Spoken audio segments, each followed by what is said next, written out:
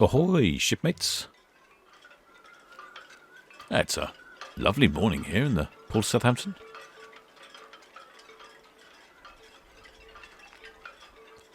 Not a lot of wind, and a lovely sunrise.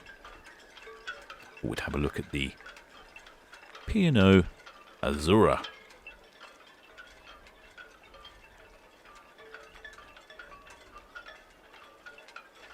Now, she's been spending a lot of time in some people may refer to as the English Riviera. She's been at anchor outside Basil Fawlty's hotel in Torquay. A little look at the map, see where she's been. On her way back from Torquay, decided she'd left somebody back in the hotel, decided that Basil Fawlty was not the person she wanted to go back and see, and off she goes back to Southampton again. I can see as she comes past port, picks up a little burst of speed there before coming into the port of Southampton. I would imagine the extra loop perhaps was to drop some grey water or something. But when I first arrived in the port this morning, it was quite cloudy and dark, but we really have got ourselves a lovely little sunrise and some sky. Weather forecast for the next few days is pretty wet and windy, so this was definitely an opportunity to get out. And there is a lot of traffic here in the port this morning as well.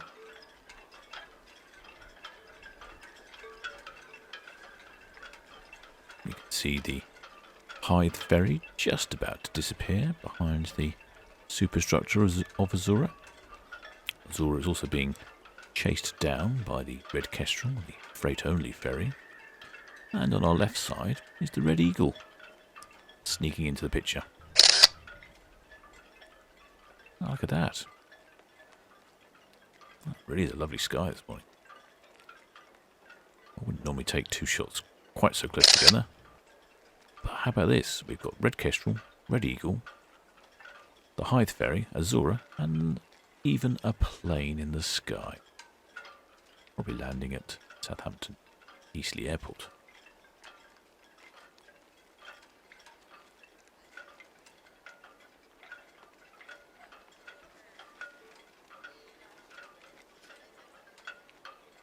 I think I'm going to wait until all of the ferries are hidden behind Azura. There we go.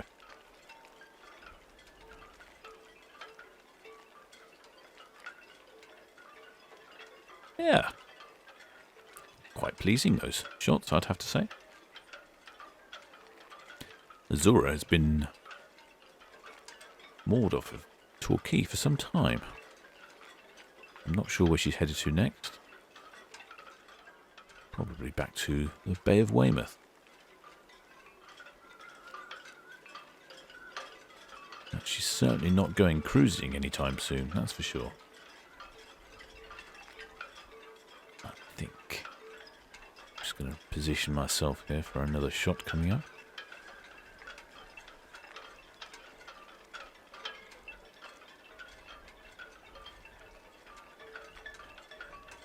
It's quite flat water this morning, making for some good reflections.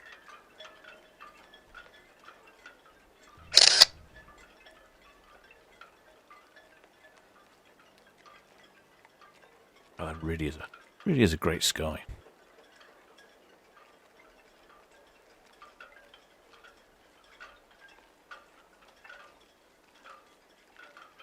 And if we have a little look around, I don't think we'll see any shipmates on board.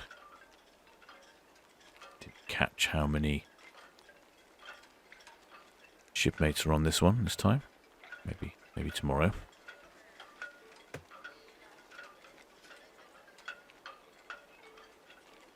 But P&O has cancelled all of their cruises until 2021. I imagine we may be seeing a fair bit more of the Azura coming and going.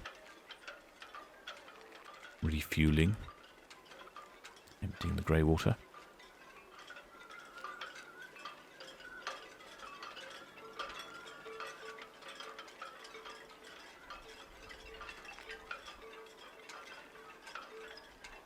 currently the P&O are offering a 125% credit refund on any bookings made, or a 100% total refund.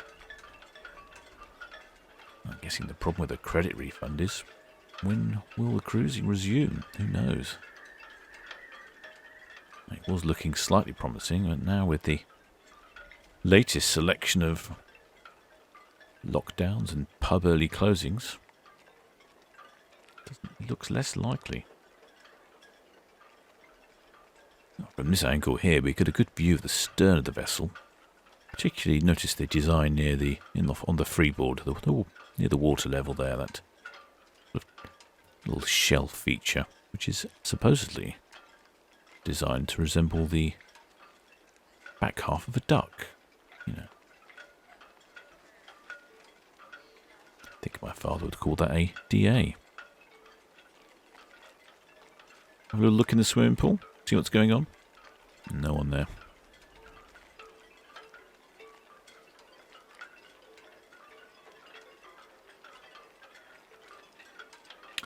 Lovely big container ship at the far end.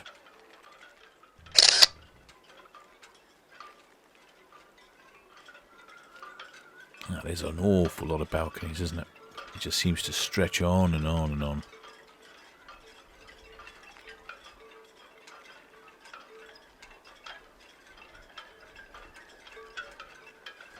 Well, in case you're wondering, Azura was launched in June of 2009. Gross tonnage of 115,000. Length of 290 metres.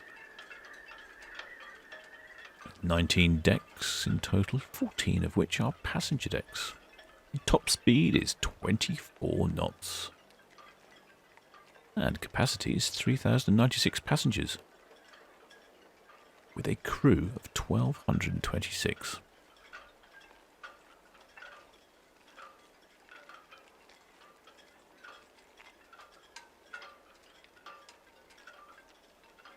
Well, I believe that she's going to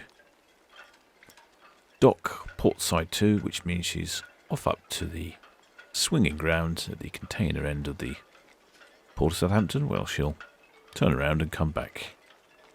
I think perhaps that's where I will stop and leave her. Oh, you can see the Marchwood naval port behind, with, I believe that's Anvil Point in at the moment. There's been plenty of comings and goings there.